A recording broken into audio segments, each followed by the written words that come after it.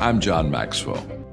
When the top companies in the world are looking for trainers, speakers, and coaches, there's one name that stands above the rest, and that's Maxwell Leadership. Our certified team members have gotten proven results for companies all over the globe, and our reputation, I'm proud to say, is second to none. Some of our members have risen to the top of their profession, including the one you're going to meet today. I proudly introduce you to my friend Bob Fabian Zinka.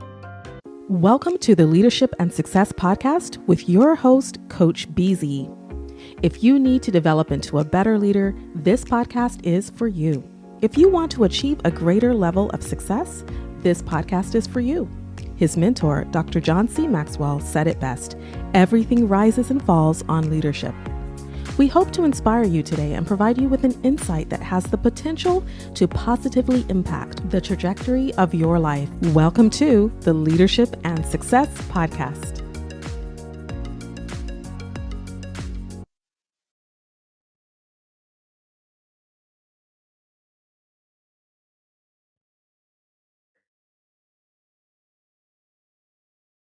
Like Marco says, no, the culture will depend from command to command, from organization to organization. But within your culture, though, making sure that people have that psychological safety where they can speak up and not feel like if they do, something bad is going to happen to them. This way, they can let you know, hey, there might be a problem here. I think we need to focus on that. And when people make mistake, and they will, I think you need to also show some grace, but not give them opportunity to maybe go back to the training, but really give them a positive experience and not feel like if I do one mistake, I am done. Because in an environment like that, I feel like it's not gonna help you in the long run. But especially making it fun, because I think if people do the right thing, just as an example, last organization I was the head of cyber security and IT at directly, a artificial intelligence startup in San Francisco. One thing I used to do every quarter, I will have a phishing campaign, right? I would send them a phishing email and making sure to see that they understand the training. They're not going to click on links. They're not going to click on attachment. Now, for a few people who did, we said, okay, not a big problem. Go back and do this training again, 5 minutes, 10 minutes. It's not like hours and hours. And then for the people who did the right thing, not only they didn't click on the link, not only they didn't click on the attachment, but they also reported it to security. Those people, they went above and beyond, because by doing that, I'm telling everyone in the enterprise, now security can go back and find that email, because if they send it to one person, they probably send it to all of us, or at least a couple more people. So we can go into our mail server and delete that email from the sender, or the email that has the same title. This way, nobody can even see it or do that. And then I would give them a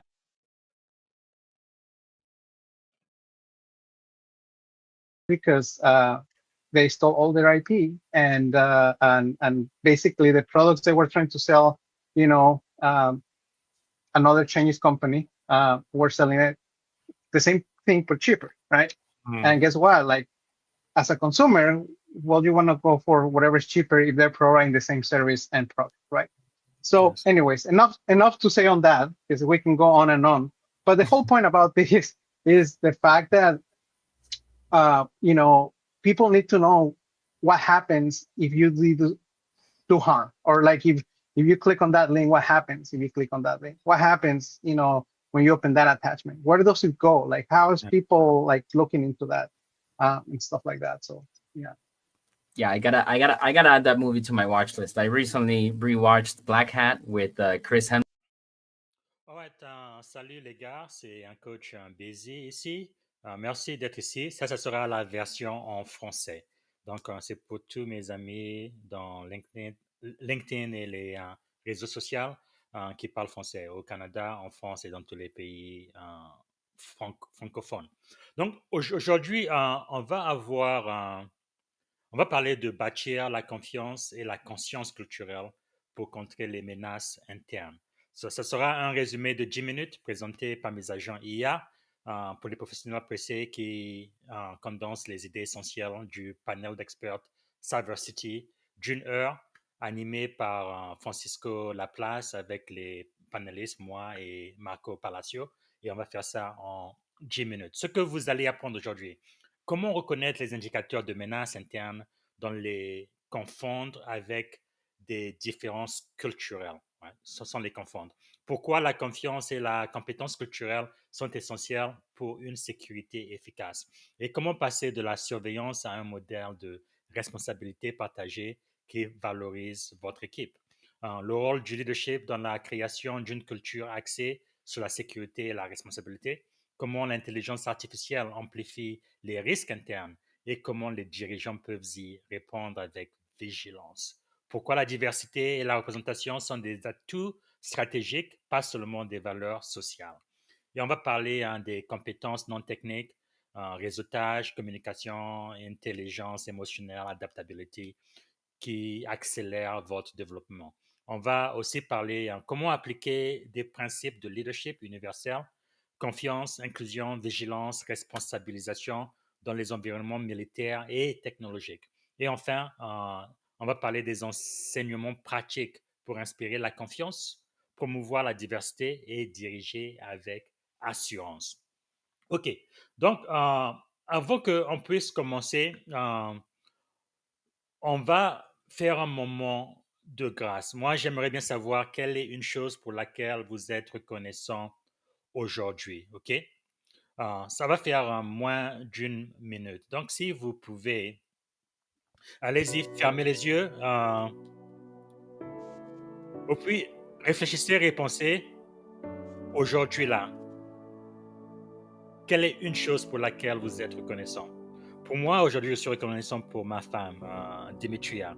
Sans elle, ma vie n'a pas de sens. Je ne serais pas où ce que je suis aujourd'hui. Donc, je suis très reconnaissant pour ma femme et pour ma famille.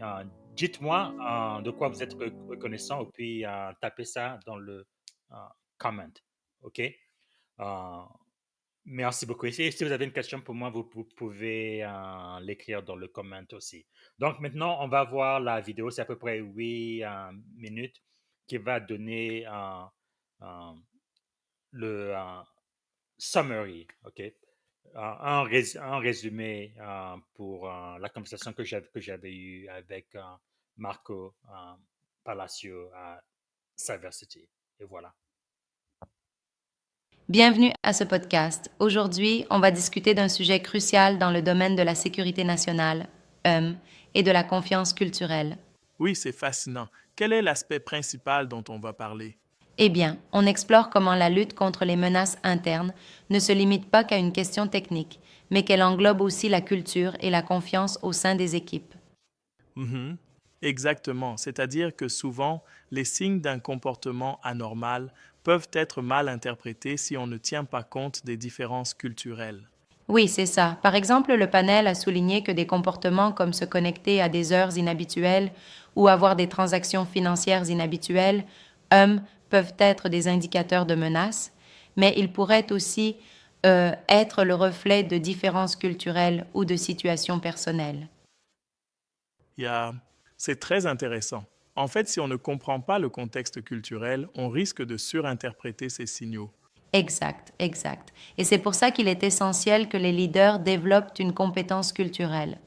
Quand on confond les anomalies réelles avec des malentendus culturels, on peut créer un environnement de méfiance.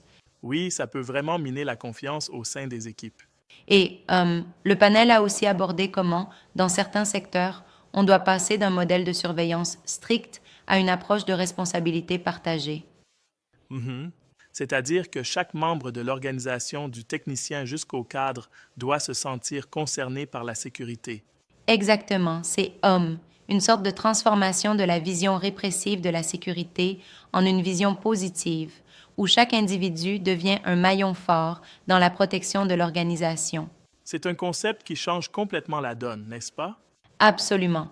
Imaginez, c'est comme transformer un environnement de contrôle en un espace où la sécurité est perçue comme un outil d'émancipation plutôt qu'une contrainte. Mais, Person 1, ne pensez-vous pas que parfois cette approche peut être trop laxiste en comparaison avec l'importance de la vigilance? Je comprends ton point, mais la clé est l'équilibre. La confiance et la transparence, associées à un leadership fort, permettent d'encourager l'adhésion plutôt que la résistance. Je vois. Donc, en responsabilisant chacun, on renforce la sécurité tout en cultivant un climat de confiance et d'inclusion. Exactement. On parle aussi d'un leadership qui, dès le sommet, montre l'exemple. Le panel soulignait que la culture organisationnelle commence par les dirigeants. Et cela se voit dans des contextes très variés, que ce soit dans l'armée ou dans le secteur privé, n'est-ce pas? Oui, c'est ça. Dans l'armée, le respect des règles est impérieux, tandis que dans des startups plus agiles, il faut une approche plus souple tout en gardant une vigilance critique. C'est vrai, et ça nous amène à l'importance des compétences non techniques. Effectivement, on a parlé des compétences comme le réseautage, la communication claire, même la capacité à raconter une histoire pour expliquer des concepts techniques, ce qui est indispensable aujourd'hui. Parfois, c'est justement cette aptitude à raconter qui inspire et motive les équipes. Oui, et en plus, ces compétences favorisent la résilience des équipes, tout en permettant de détecter des signaux faibles liés aux comportements anormaux. C'est exactement ça. Et en parlant de signaux faibles, le panel a mentionné quelques exemples concrets, n'est-ce pas? Oui, par exemple, surveiller un accès qui sort de l'ordinaire ou des signes de stress financier. Mais il faut savoir, distinguer entre un vrai risque et, disons, une simple différence culturelle. Oui, c'est là une nuance critiquable. Il peut être difficile de tracer la ligne de démarcation sans tomber dans des stéréotypes culturels. Exactement. Et c'est un point sur lequel il faut être très vigilant. Les dirigeants doivent adopter une approche empathique, évitant ainsi de confondre un mode de vie différent avec un comportement suspect. En effet, ce qui est, véritablement important, c'est d'investir dans les personnes, pas seulement dans les outils technologiques. Absolument. En parlant d'outils technologiques, on ne peut pas ignorer l'impact de l'intelligence artificielle. Ah oui, l'IA. Elle offre des opportunités super puissantes, mais elle, présente aussi de nouveaux risques. Oui, exactement. L'IA peut automatiser l'exfiltration de données ou même générer des faux documents pour semer la confusion, ce qui augmente les risques liés aux menaces internes. Et c'est pourquoi il est essentiel d'avoir des politiques claires sur son utilisation, notamment dans le cadre professionnel. Oui, et tout cela, c'est dans le but de renforcer un environnement de travail où, la confiance est la règle de base. Quand les employés comprennent le pourquoi des règles, ils se sentent réellement valorisés. C'est une approche vraiment inspirante. En plus, le panel a aussi mis en lumière la richesse apportée par la diversité, notamment des contributions hispaniques et latinx dans la sécurité nationale. Absolument, c'est un des points forts. La diversité cognitionnelle permet d'élargir les perspectives et de réduire les angles morts que les menaces pourraient exploiter. C'est impressionnant de voir comment une équipe multiculturelle peut être plus agile et innovante face aux défis. Oui, et cela va au-delà de l'innovation. On a aussi parlé de l'importance de voir des modèles diversifiés pour inspirer la prochaine génération de leaders. Exactement, car voir quelqu'un qui vous ressemble réussir, c'est un puissant moteur de motivation. Et puis, il y a tout un volet sur le coaching takeaway pour les futurs leaders. Le besoin de pratiquer un leadership empathique, inclusif et résilient. Oui, c'est vraiment une leçon universelle. Bâtir la sécurité, c'est avant tout bâtir des relations de confiance. Exact. Et c'est là que le concept « les menaces internes commencent par les personnes » prend tout son sens. Cela nous incite à valoriser chaque individu comme une pièce essentielle du puzzle de la sécurité. Et de cette manière, non seulement on protège mieux, mais on crée aussi un environnement où chacun se sent investi et respecté. En résumé, il s'agit d'une approche holistique qui mêle technologie, empathie, leadership authentique et, une forte conscience culturelle. Il y a une approche qui, à mon avis, représente l'avenir de la sécurité nationale. Exactement. Et pour tous ceux qui aspirent à devenir de meilleurs leaders, rappelez-vous, la véritable sécurité commence par la confiance, par l'inclusion et par la célébration de la diversité. C'est une leçon puissante. J'espère que nos auditeurs repartent avec des réflexions sur comment ils peuvent eux-mêmes renforcer cette culture de confiance dans leurs équipes. Oui, prenez un moment pour réfléchir à comment vos propres pratiques de leadership peuvent encourager une meilleure compréhension culturelle. En effet, c'est une invitation à tous, à agir, à écouter et à apprendre les uns des autres pour un avenir plus sécurisé et inclusif. C'est tout pour aujourd'hui. Merci pour cette discussion riche et dynamique. N'oubliez pas que chaque geste compte et que, la confiance se construit au quotidien. Merci à vous pour ces éclairages. À la prochaine pour de nouvelles réflexions sur le leadership et la sécurité. I just want to add really one thing that just to also summarize what he said.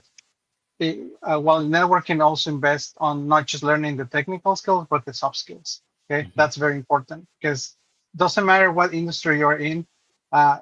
You're like one of my former college professors used to say, if you can explain it for my grandma can understand, then you're doing a good. You're gonna be a good communicator. So again, it doesn't matter what it is. If my grandma can understand it, then yeah, you can do it. So that's it. Awesome. Yeah. Thank you so much. Thank you guys so much for that. I love all those points. As somebody with a technical background, I would 100% say that networking with my university, colleges, community around me has definitely been an important part of if everybody is white, everybody's middle-aged, and everybody's male, then it's like, okay, that's not me. So it's probably not possible. So, and I also really truly believe all of our industry should reflect the diversity in our country. And that just makes sense. But talking about that benefit of diversity, let me think of 3 or 4 things I think that are really important, especially when we talk about national security or cyber security. One is the broader perspective and problem solving, right? Cognitive diversity, having people who think completely different. That really adds so much to the organization. And in cybersecurity and national security, adversaries tend to exploit blind spots, right? But when you have a diverse team, it's less likely to think in a single channel way. So that really adds a lot. Stronger trust and engagement as well. When people feel like you can be who you are and you are part of the team. So by becoming a sailor, a member of the US Navy organization, doesn't mean that you are no longer Black or Hispanic. You are still that, but you are also one of us. You wear our uniforms. That provides psychological safety. You belong here. And then there is improved performance and outcome. I mentioned earlier, I believe it was McKinsey and also the Harvard Business Review. They did studies, and consistently, teams that are diverse, they outperform homogeneous teams in profitability, which businesses like that, making money, creativity, and decision quality. Always outperform them. And then finally, if I can add one more, is also that heritage as a source of resilience as well. Your cultural values. Like I said, for example, generally speaking, in the Hispanic community, familismo, family loyalty, but also Ubuntu, right? I am because we are. So that built into a framework of resilience and ethical responsibility. So heritage stories of migration, sacrifice, overcoming adversity, inspire perseverance in teams facing modern challenges. So I think because of all of that, diverse teams are a must. We must be, but the thing for me is you do have to be intentional about leading a diverse team. Otherwise, all you're gonna get are white male on your team, because that's where you look. But you have to be very, very intentional. I want this team to be as diverse as possible, so we can.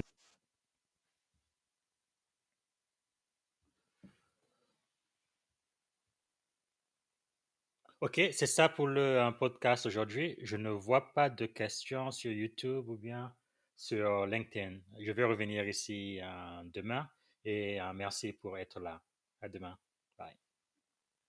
Thank you for listening to the Leadership and Success Podcast with your host, Coach BZ.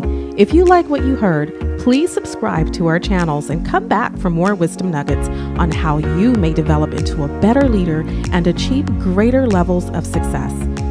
Leadership is the most critical skill. The world will always need leaders to lead others, deploy the next disruptive technology, or execute a business strategy. You may as well decide on counting yourself among the 21st century leaders. See you right here next time on the Leadership and Success Podcast with Coach BZ.